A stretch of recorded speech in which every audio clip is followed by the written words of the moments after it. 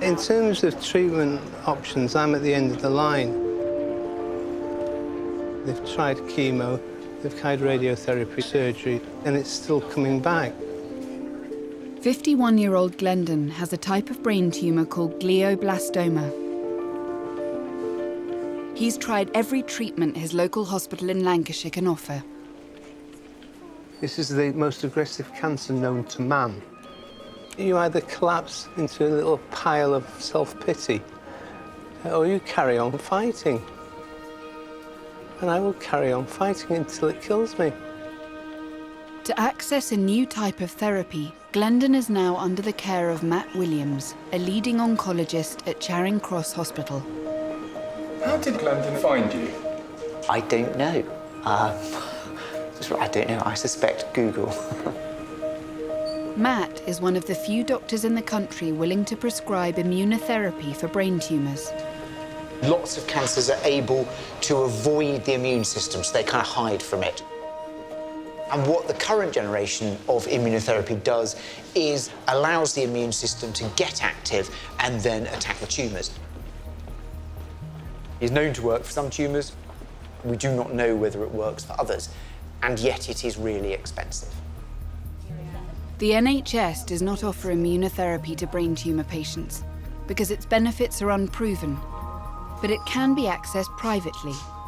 So we're going up to the 15th floor, which is the private wing stuck on top of Charing Cross Hospital. Doors opening.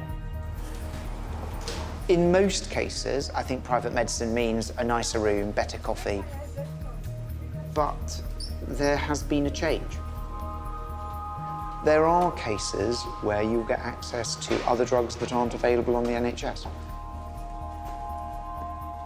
And the number of people who want to access those drugs is definitely going up.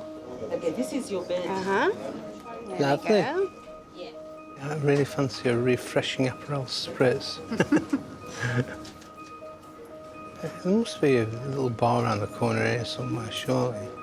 Glendon is one of Matt's NHS patients.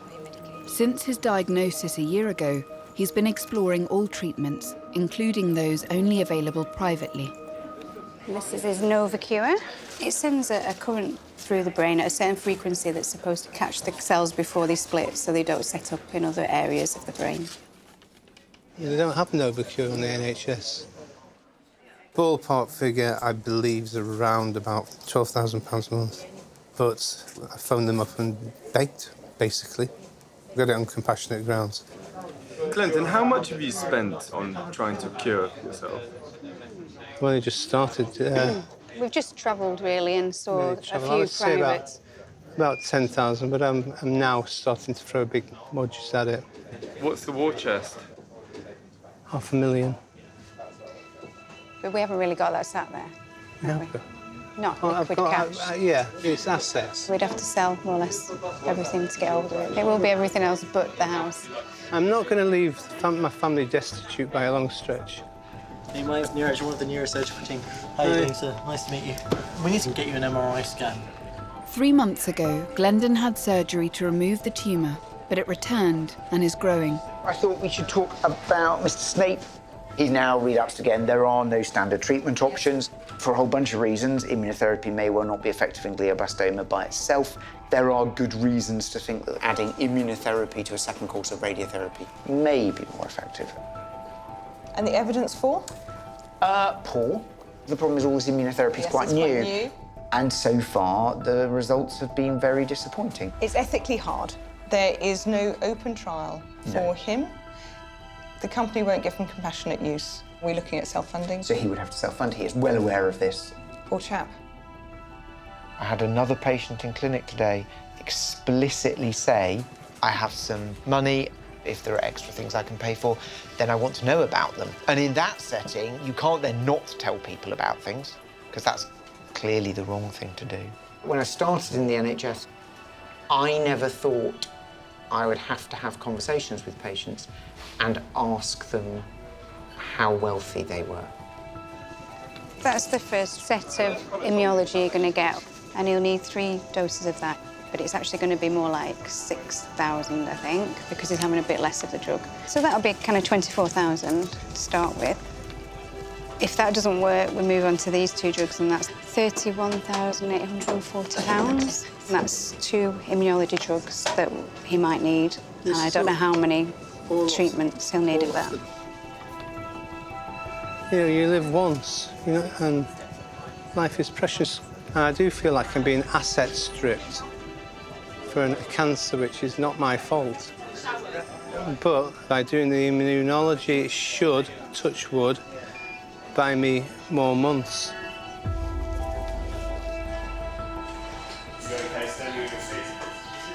If you go back 10 or 15 years, the NHS essentially provided all the treatment that was available. There is now a gap, particularly in terms of drugs, where the NHS will not pay because funding is flat, the demand is rising, we're all looking at things we can stop doing. And so that gap between what is potentially available and what the NHS will provide is unfortunately going to get bigger.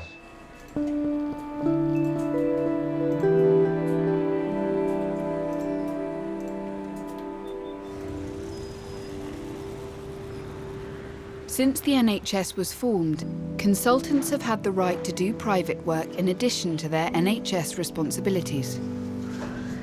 The NHS does encourage private practice because they get revenue from it. And all hospitals in the NHS have to look for their revenue. To enable Imperial College Trust to benefit from private work, each of its 5 hospitals has a private ward. At Hammersmith Hospital, it's the Robert and Lisa Sainsbury wing. It's where private patients come. Occasionally we use it for the NHS if we're short of beds on the NHS side. They're all individual rooms with ensuite bathrooms. I feel like a salesman. Today, cardiothoracic surgeon Rex Stanbridge has 1 private patient on his operating list. Nice bed. I've got Sky Movies and Sky Sports, your favourite. Star treatment. 87-year-old Mary is having surgery to remove a suspicious lump on her lung. Oh, we can see the prison. Look. There. That's the highlight of Mum's visit to the Yeah, it hospital. is. I've been to Scrubs. It's a very attractive building, I think so, anyway. Right, I'll go and see her for the consent. 11. Good morning. Oh, good morning. Good morning. Right. OK. As you know, they were following you and they found that you had a lump in your lung on the left side, and that over a period of a few months, 6 months, I think, that lump has grown. Yes, but I hope you're going to take it out. Yes. Well, we'll take out the cancer, but also there's the upper lobe of the lung that we may take out as well, which is our gold standard procedure for lung cancer. I know as you get a bit older, people might argue, why bother? However, I tend to like to think that it's not the age from the cradle, but the age from the grave that we're looking at. Yeah. Right, so this is the consent form for you. Mum has medical insurance and she has a certain amount of cancer care, so we've done all the scans and all the different tests that she's had to have. We've done all that on the National Health. Thank you very much. Good luck. And the only thing that she asked is after the operation that she has her own room. And so that's why she wanted to do that privately. My husband has been dead 28 years, so he set it up, and we've been paying £800 per month.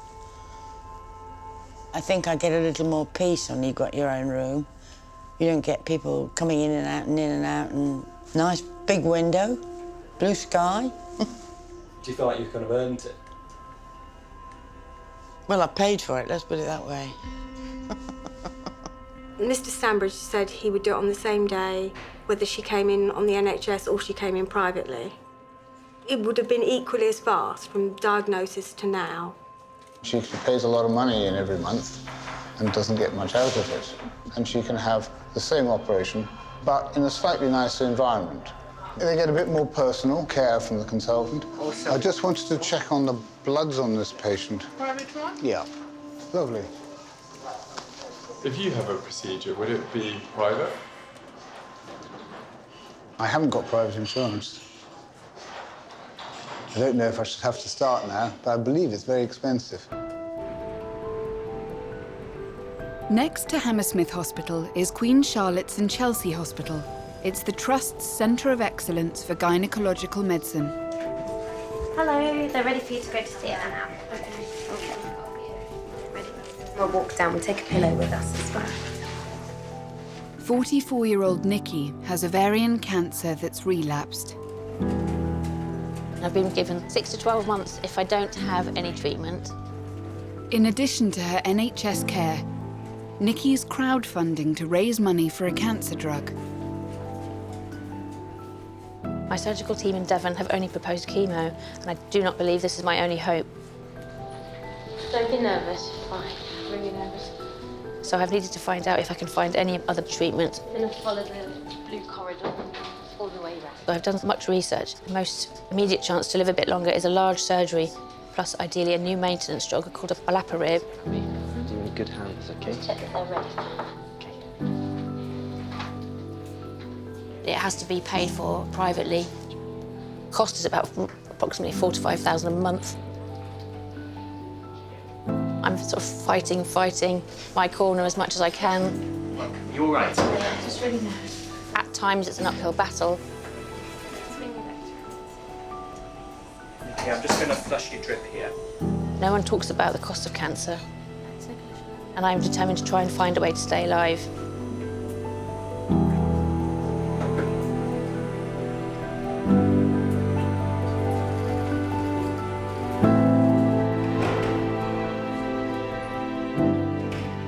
The NHS gives patients the right to choose their consultant.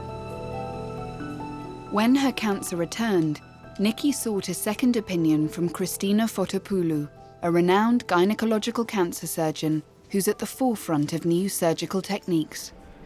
Nikki's initial diagnosis was a few years ago. When she had the surgery back then, the ovaries and the tubules were removed. So when ovarian cancer comes back, it comes back on the skin. Inside her abdomen is called the peritoneum. But you can see here, all this is being covered by little lesions there that are common to be there in this, at relapse. However, she has a larger tumor that goes a bit deeper into the liver. Good morning. Christina will perform a radical operation to remove the cancer that's spread to the lining of Nikki's abdomen and liver. She's a young woman. We are doing everything in order to try to prolong her life. We know from retrospective data that overall survival can be higher if you get the patient tumor-free. Whether we will be able to get her tumor-free, this is something that we can answer only during the operation.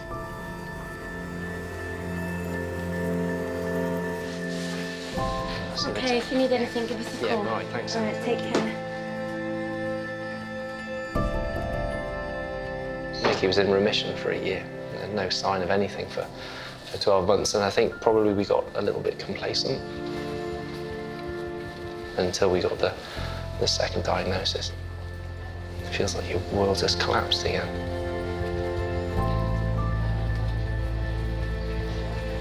Do you ever talk about the end? No, we haven't done yet. I know we'll have to at some point. We know it's real, we know what's going to happen. There's no reluctance to talk about it. We will talk about it, I think, when the time comes.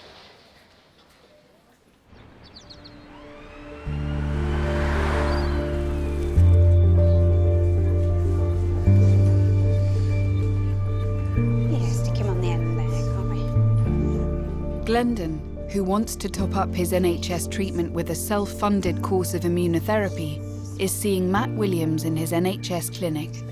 This is now post-re-resection. Glendon has already had 2 surgeries, chemotherapy and radiotherapy at hospitals in Preston and Liverpool. He's obviously got that cavity, but he's got this new tumour, which might benefit from some of that coming out. I have another treatment which I am intending to give him, which he's come today to see me about, but I think an operation first might be a good idea. My only concern is this is then his 3rd operation. The main risk I would worry about in him would be a paralysis on the left side. What I'm looking for at the moment is obviously to stay alive. I've got to kill it. And immunology, as far as I'm aware, is the only chance I have of actually bringing this nightmare to an end. I think we are in a difficult place. There's a significant amount of abnormal tumour, and we feel that if we're going to advance the case, then we should try and remove as much of that to get as small a target as possible. How do you feel about the idea of... I find that I haven't got really an option. Is there anything else that you want to ask Miss Pearson? The main thing is, can we do this so that I'm alive? Because I don't want to die. I don't want to do all this and die at the last hurdle. That'll be infuriating for me. Because I've worked so bloody hard to get to this stage. Sure. I mean, it really has been. I mean, I've done 10 hours research every day since the day I've been diagnosed. And I will spend whatever it takes. And I know this sounds daft. When I got diagnosed, I thought, there can't be nothing in this day and age. So, yeah, that's where I am. Sorry, rant over. That's all right. I'll leave you with Dr. Williams, and I'll see you next week. Okay.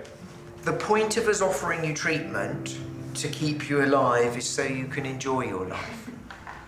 And spending your time till 3 in the morning looking up brain tumour treatments on the internet. That's not much quality of life. Do I know it? Yeah. You've just made my life so much easier. Okay, but only if you go and spend your time doing something more interesting. That's what Traditionally, you used to be able to say to patients, I think you should have treatment X, and you will be having treatment X. And now, there's the internet, so it's much easier to see what is the standard treatment for your disease in America, Germany, Norway. And our cancer survival rates are worse than almost everywhere in Europe.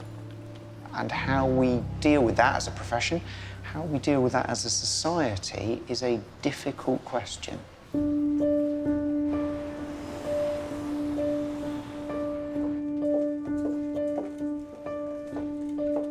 Katie Urch is the Divisional Director overseeing all cancer services for the Trust. How does a drug get approval? Usually a drug has been developed by a company and gone through various clinical trial phases. It is then put forward in this country for NICE approval. NICE approval means that it's been independently assessed as having some degree of benefit. NICE is the body responsible for deciding which new treatments should be available on the NHS. We are certainly in a golden era of more and more drugs available, but the amount of added life benefit perhaps is quite minimum. And so the jury is still out on many of them of exactly what benefit we're going to see.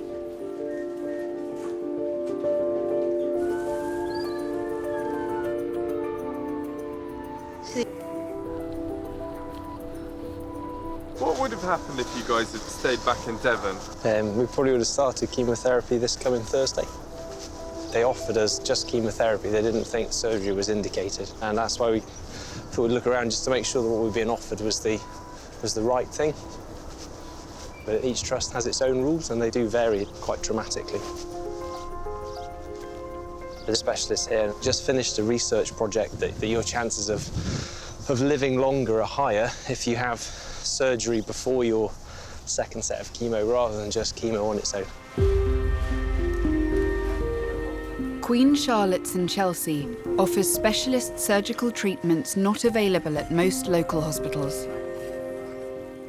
Around a third of their gynecological cancer patients are from outside London. My understanding is there's a drug that could prolong life expectancy. As far as I know, it's a maintenance drug. It's something to do with altering the replication of the cancer's gene. And it's supposed to increase the length of time before it comes back. It doesn't treat the cancer, it just tries to maintain the situation as it is. That's the drug that we're hoping to go on in the autumn. Is this available on the NHS? Yeah, it is. After a third session of chemotherapy, so your cancer has got to come back 2 times after the first one for you to qualify under, I think, current NICE guidelines. Doesn't seem fair. It's available after 2 sessions of chemotherapy in some countries in Europe, and they've had some success with it in France and Germany, I think. Patients will come to you in the clinic and they will have read many things about new drugs, and they will tell you, okay, why can't I have this? So we're finished. We have to be cost effective, but we also have to balance very carefully the benefits for the patient. If we give all this money for a new drug for a few months longer, we have to take this money from patients in screening programs, in early detection of disease that can be cured. So it's tricky.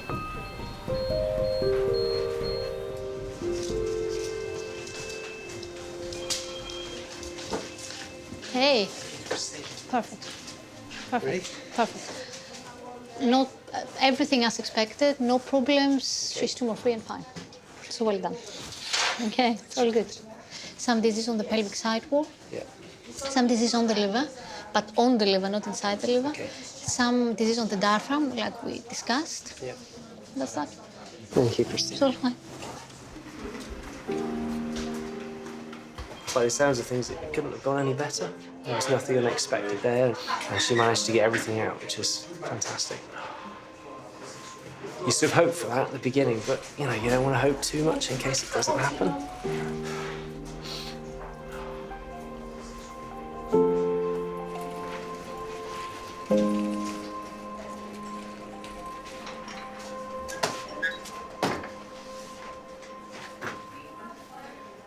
All the best. Take care. Have you spoken to her? Christina? She said it couldn't have gone any better. It was fantastic. Yeah, they always went really, really well. She was really happy. She said you'll be sitting up tomorrow.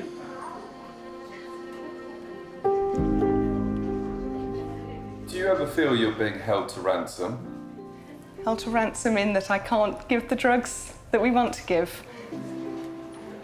I think we have in our health service an amazing access to drugs and to new therapies, new surgical techniques. But there is a balance of which drugs, which interventions we fund and which we don't. And every single economy will struggle. We struggle and come up with a certain answer. If you're in Europe, you would come up with a different answer. In America, you would come up with an answer based on what you can afford rather than what you need. I don't think there is a perfect solution. I think it's a very difficult balancing across a whole population. Bye, good luck. See you later. 87-year-old private patient Mary is called to theatre. It's no good feeling all worried and uptight and stuff like that. And if it goes wrong, well, I've had a good life. The hospital will recoup the cost of Mary's operation and stay in hospital from her insurance company. A nice big breath for me, nice big breath. On average, the trust charges a third more for private work than the NHS tariff for equivalent treatment. Do you think the public view private work differently? Yes, they do have misconceptions. What's the most common? The most common one is, oh, he's in Harley Street, he must be the best. This may be true, and it may not be true. Are there cowboys there? Let's just say that not everything that goes on in Harley Street is wonderful. Private work is largely carried out in NHS operating theatres with an NHS surgical team. Only the anaesthetist and surgeon are being paid separately by the insurance company. She's a relatively fit woman, actually. She's a lifelong smoker. Does that change anything? No, doesn't change anything at all. No. Would the NHS still choose to operate on somebody who does? Yes. Do you think it should? Yes. Yes, definitely. Yes.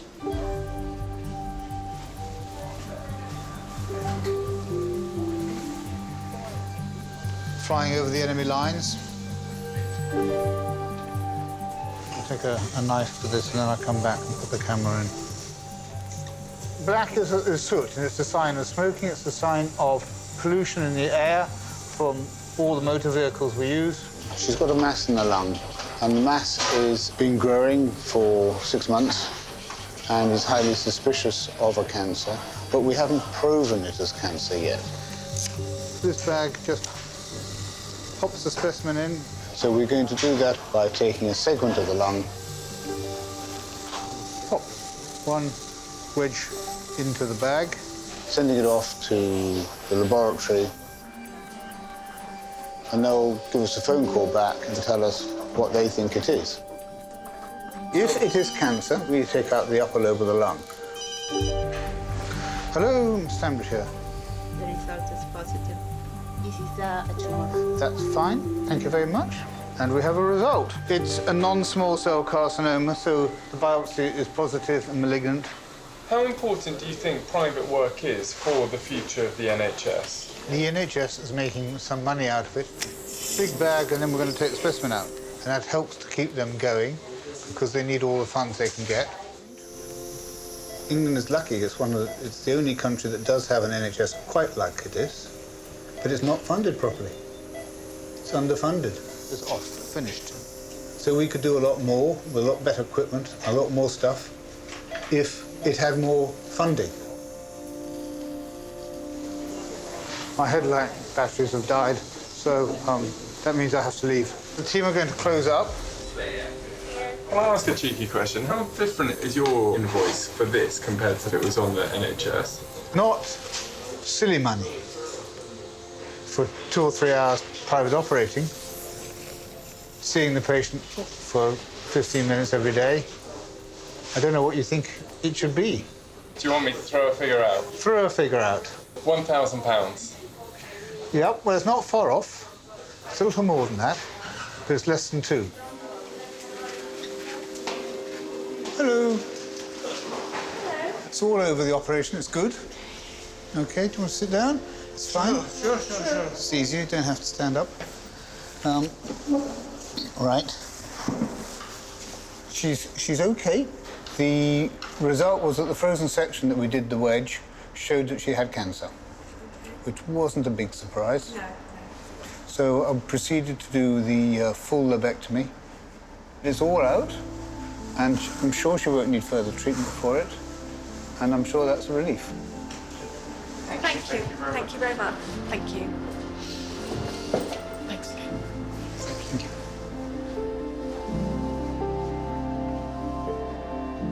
She's okay.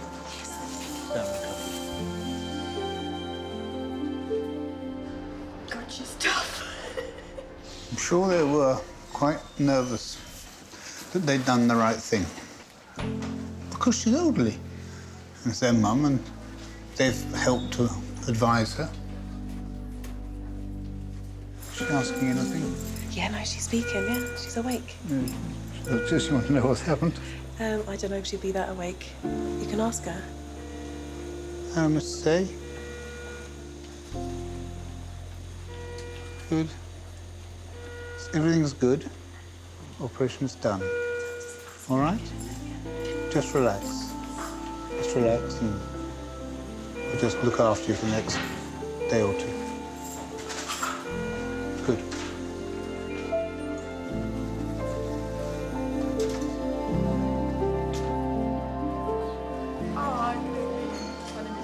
Mary will spend up to 24 hours recovering in the hospital's cardiac intensive care unit. The people with cancer who have private healthcare, do they live longer? There's absolutely no information on that. In private care, I don't think you can buy life.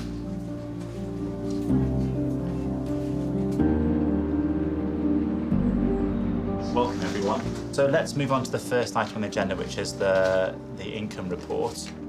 In the 5 years from 2010 to 2015, the Trust's income from private work increased by 40%, from 31 to 43 million pounds. So April, first month of the new year, was actually a pretty good month for us again. So it followed the strong trend of the last 3 or 4 months. I think in terms of highlights, our cancer business continued to show strong growth. If you can grow more private patient income, that will actually help out with the rest of the national health business. Yeah. Well, there's a lot of enthusiasm for working closer with you and finding the growth. I think it's a bigger understanding of how private works in the trust that we need to get those very clear messages going on. Are there any downsides to doing private work? I think people think that we make more compromises than we actually do. We know that it doesn't compromise our NHS care, but nonetheless it's very easy to write a story that says, because there's money in there and because the NHS needs money, surely they must be disadvantaging NHS patients in some way, whereas the truth is that the money does flow back in to NHS patient care. Then the proposal is to kind of take that income and directly allocate it down to divisional positions. Is it possible to say what percentage goes back to NHS? All of it. It doesn't go anywhere else. It could go into private facilities. It doesn't in our case because we own it. We own all the facilities. We need all of the things to be flying, and I think we need to just keep doing what we're doing. We have a financial deficit of 41 million. So if we can make money treating private patients, then it's better that we address our deficit that way than that we have to cut back on NHS services, which is, to be honest, the only other way we can address the deficit. OK, great. Oh, keep up the good work. We've got to get smarter, we've got to get more efficient, and we've got to do the best with the money we've got. I don't think that's a particularly difficult argument. I think it's reasonably well understood. It's just not very popular.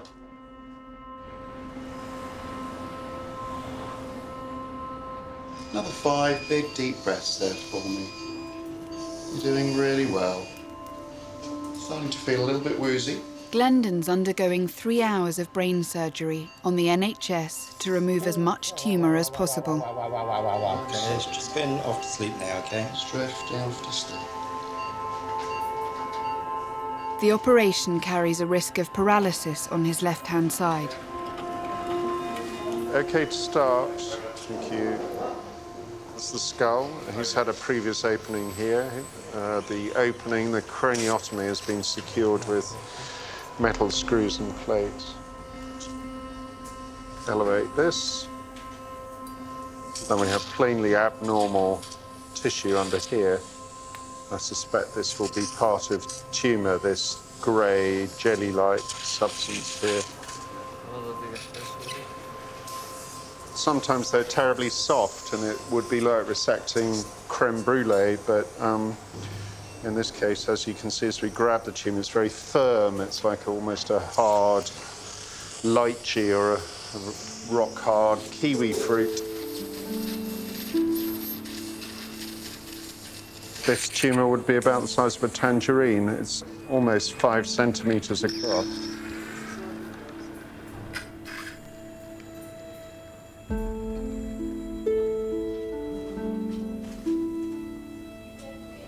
When was that?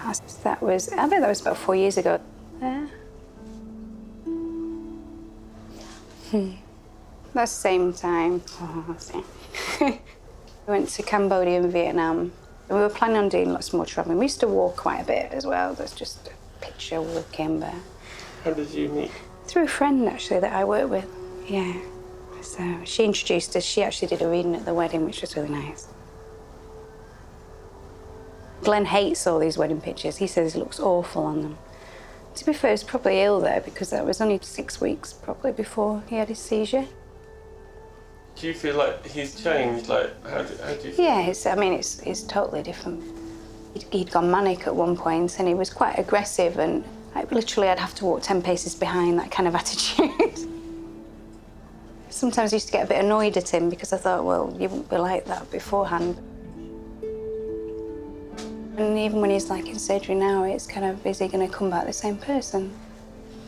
And yeah, it's bad enough, like you say, that he's got this prognosis I might lose him at some point, but I might lose him before I lose him. And to be fair, I've lost some of him already. That is distressing.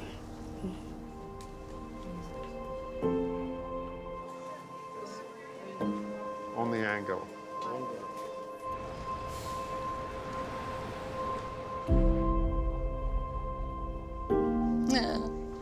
Fred Astaire.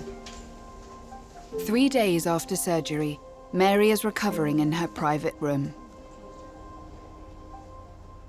Well, I'm grateful that I can have a private room and top-hole surgeons. I think the kids felt, is she going to come out of the operation? You know, because I'm old.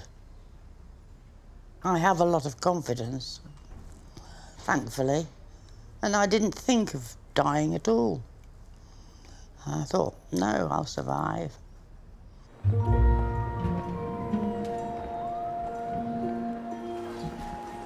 So, how come you're in on a bank holiday? She's a private patient and I'm taking special interest in her, so I thought I'd come in and see her. Hello, good morning, Mary. How are you? Fresh out the shower. Fresh out the shower. Yeah. That's fresh and lovely, that's fine. Is that different than if she was an NHS patient? Probably. Good. Do you have a good night? Very good, thank you. Excellent, excellent. I'm going to come in because she's a private patient and I come to see her, and I think that's basic practice of private to come and see your patients every day if you possibly can, if it's reasonable. And the traffic is much lighter on a bank holiday. I see you've done all the Sudokus and everything. Oh, yeah. Oh, that's pretty good, isn't Enjoy it? Yeah, it means, you know, it's Keeps good the brain power. ticking. Keeps the brain going. Yes, that's important. Yeah, it is. Fine. Well, I'll see you again in 2 weeks. Couple of weeks. Yeah, that's right. Good. Well, thanks again. Very good. Thank you. Right, thank you very much. So how's Mary? I think she's ready for discharge. Now, overall, I think she's done spectacularly well. What do you think of Rex? I think he's great. Yeah. Told him I loved him yesterday. What did he say? He didn't say anything. He's too shy, I think.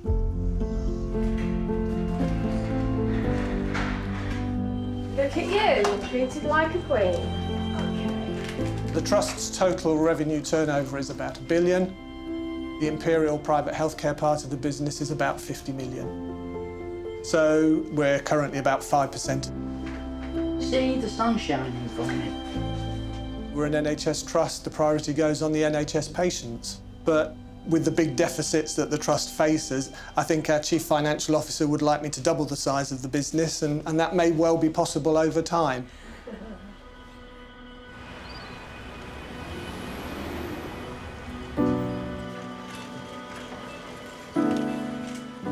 Glenn, operation is all finished now. You can start breathing. Deep breaths in and out. That's it. Well done.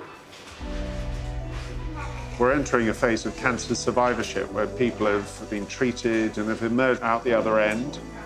But there will be people like this who are having ongoing treatment, and you're still scanning them, operating on them, and involving health costs. You then become a victim of your own success.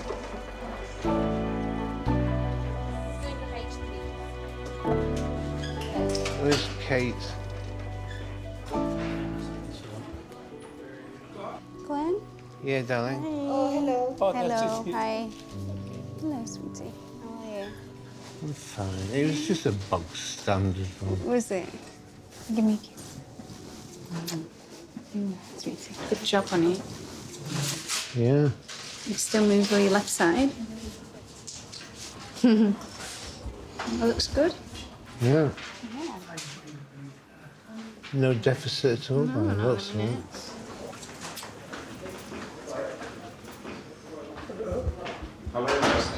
Hello. I mean, When I set out to do the operation, I was aiming for 90% removal. Brilliant. I think we did more than that. Oh, thank you so much. You're a genius. Look at What? this. No, I'm not a genius. You've done brilliantly. You're my hero because it means that I can start living my life again. And that's what I haven't been able to do for a year. And if Dr. Williams is happy, that will be the cherry on the cake. But he's the immunologist, and he says, right, yeah, we've got enough to crack on with the treatments. I'm happy. I'm the one who's paying all the money for this. Sure. Yeah. Under the Trust's self-pay guidelines, patients topping up their care with drugs not available on the NHS are only charged the wholesale cost and a fee to administer them. The NHS, quite rightly, will pay for treatments which are evidence-based, but there are some patients who want to go beyond that. And you could say, well, they shouldn't be having non-evidence-based treatments. Well, maybe the evidence is there, but it's not of the best quality. Thank you. Fortunately, I'm not sitting the other side of the desk with a potentially life-threatening tumour, and what would one do if it was yourself? So are you ready for the cup of tea? Coffee, Coffee? All right, fine. cappuccino. That'll have to do. Be grateful, say thank you. If it was very quiet, I'd be worried. Last time you pretended I was your sister. Who were you? Yeah, don't start that again. I'm glad you didn't play that trick this time. No. Is there any more water? Your mouth shows the badger's arse.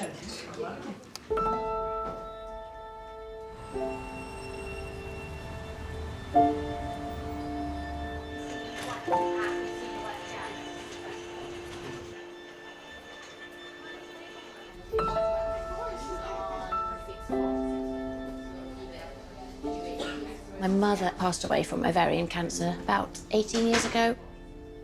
So I've known about ovarian cancer for a long time. It was really devastating. My mother was an amazing woman and she suffered sort of terribly through her illness. And I was very fearful when I was first told, because in my mind I'd seen someone that I was really close to go through the same thing. Nikki is waiting to be discharged. In 6 weeks, she'll start the standard NHS course of chemotherapy at her local hospital in Devon. Good morning. Good morning, Christina. How are you? You look good. So, we discussed yesterday that I'm happy that you go home today. How have things been yesterday? Better? Yeah, there had some good days and then some not so good days. But then they slowed I think from Sunday, things got better. Excellent. Yeah. I'm happy that you drink some coffee, that you start eating normally, normal things. Avoid things that will bloat you. Okay. Any questions or anything? I don't think so. Maybe just do you have any idea when I could possibly sort of drive and get back up and running again? What are you doing again? I work with horses. Oh God! Don't do that. Okay. I'll wait a little Wait longer. for 6 weeks, please. All right. You're very good. I'm very proud of you. Thanks, okay. Christine. See you on the 8th. Okay. Bye bye. Thank you. Bye.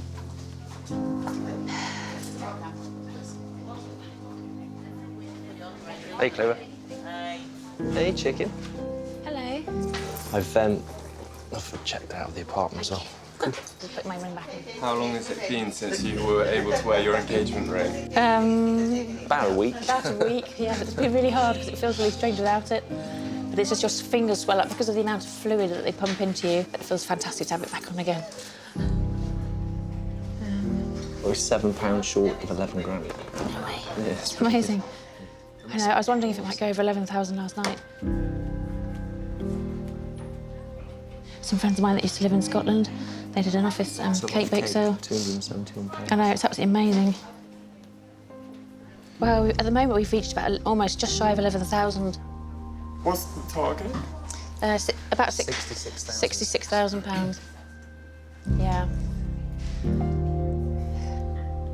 Even an old school teacher, when I was about 13, he's donated some money and I've not seen him for over sort of 20, 25 years. I feel quite guilty in a way that I sort of didn't deserve this money, because I'm not very good, I never really ask for money and I never really ask for help. So for me, this was quite a novel sort of thing to do. And I think crowdfunding is becoming quite a sort of a common platform now, I think, for people to raise money for cancer treatments that aren't available on the NHS. You ready to rock and roll? Yeah. I'll get you some shoes. What happens if you don't make 60,000? Whatever the money I do raise, I can still put towards several months of treatment. So if it's around 4,000 to 5,000 a month for the olaparib, I can still sign up with the drug and then just have as many months of the treatment as I'm able. With the amount that I've raised at the moment, that will guarantee me at least 2 months on olaparib, which is fantastic. So that's already about 20% of the way. Can you just confirm for me if you received Nicola authorization for medication? Is it a possibility we can have it screened ASAP? Can you understand why the NHS don't fund it? I can understand it, but it's still very frustrating. Don't get me wrong, I'm eternally grateful for what's happened. I dread to think how much money's been spent on Nicky's treatment since the first diagnosis 18 months ago. I understand that, yeah. Somebody does the sums, and somebody has to do the sums. It's an awful job to do, but somebody works out how much to spend and how long to increase somebody's life by. Anti-sickness? Okay. Antibiotics. Oh, okay. The research that's coming out now is so promising. Okay, Antonelli, thank you so much. It's been amazing, thank you. It has given us a bit of hope. It could be a matter of months before it comes back again, but no one really knows.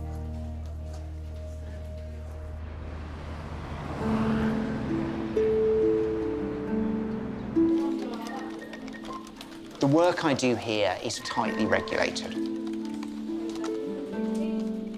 I have an annual appraisal and people keep a fairly close eye on my work. Outside of places like this and other big NHS hospitals, if you just go and see someone privately, there are all manner of snake oil salesmen out there. And I think that worries me.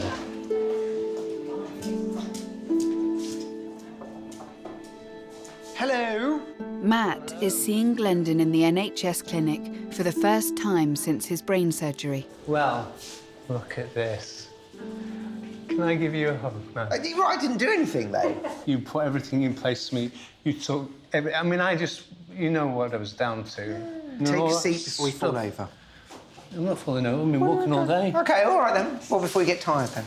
So, we need to talk about what we're going to do next. Yeah. We had talked about having another round of radiotherapy. Yeah.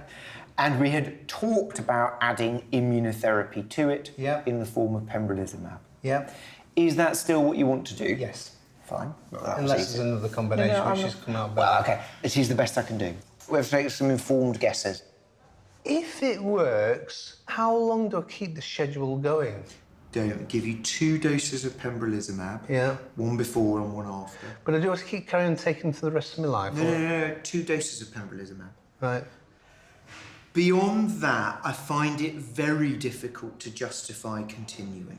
I mean, it's not a money thing. It's if it works, I'll carry on doing it. I know you keep saying that to me. Have you made a sort of choice about not giving Glendon exactly what he wants? Like, are you trying not to bankrupt him?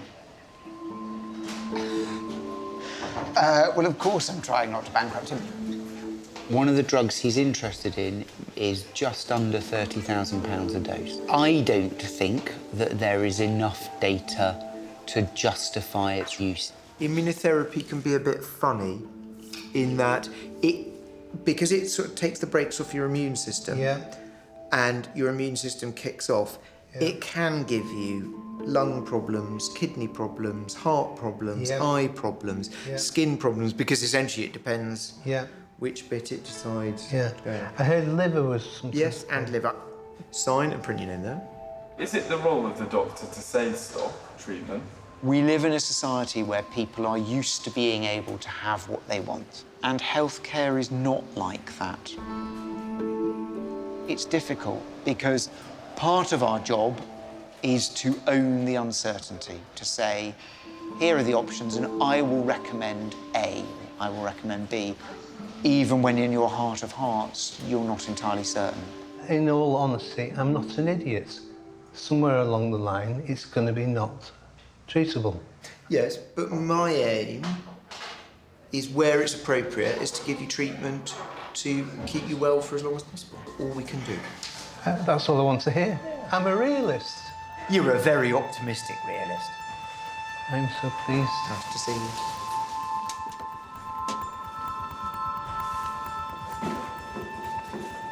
How are you feeling about the prospect of getting the immunotherapy drugs? It's like going to the bookies, really, basically. You know, you can't turn around and say, oh, yeah, you're a surefire winner here.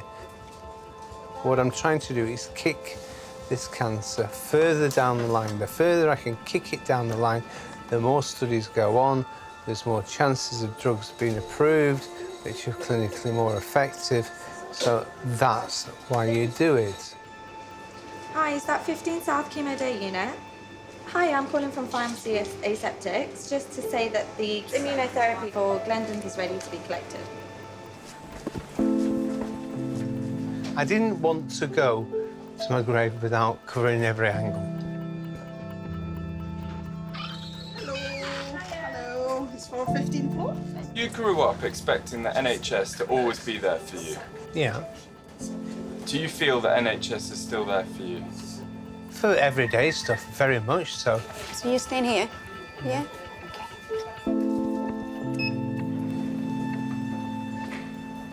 Hi, just want to pay for Glendon's treatment.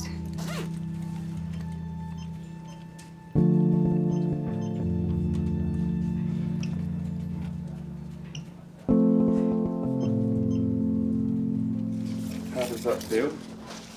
It's what needs to be done to get the treatment.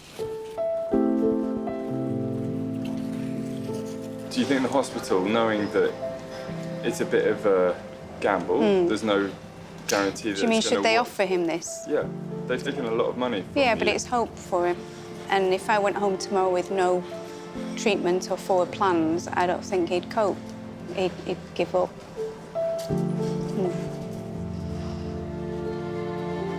You're right. Yeah.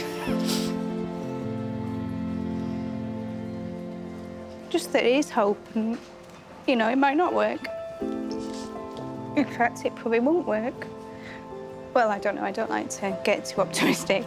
But, you know, but if it even gives Glenn something to live for now, it's serving a purpose. All ready, sir? Here we go. Here we go. Just want a normal life back.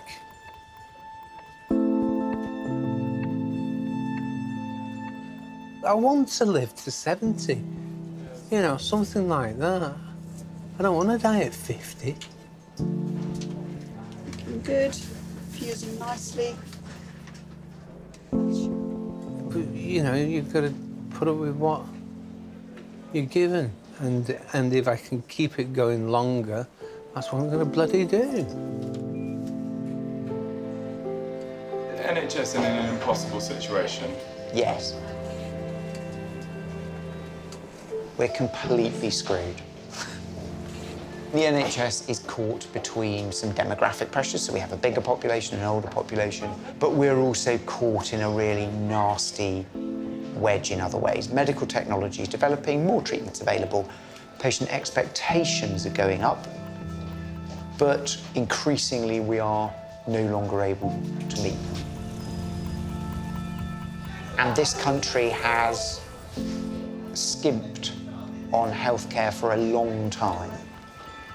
Sometimes people talk about a two-tier system. What does that mean to you? Well, I mean, we run a two-tier system. And most of us would rather not do private healthcare. I've certainly never came into medicine with any intention of doing any private work.